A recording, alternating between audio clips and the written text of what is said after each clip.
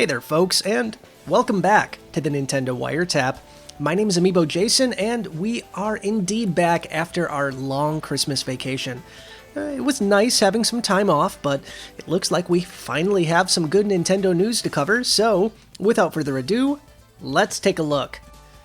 Alright folks, I think the big thing that everybody's waiting for, myself, every Nintendo fan in existence, is the Nintendo Direct. Where is it? Why hasn't it happened yet? Nintendo, please, we're dying here.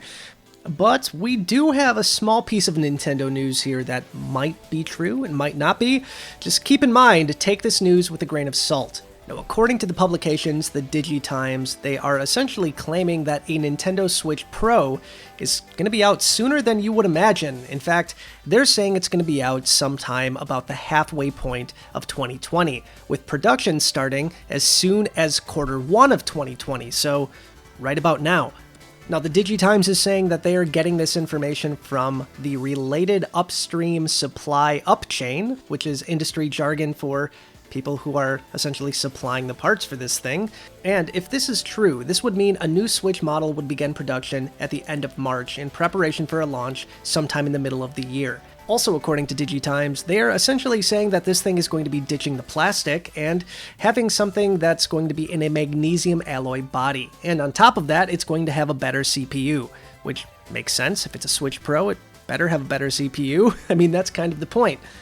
Now, like I said before, you want to take this information with a grain of salt. And the reason why is the DigiTimes is not always a 100% perfect publication.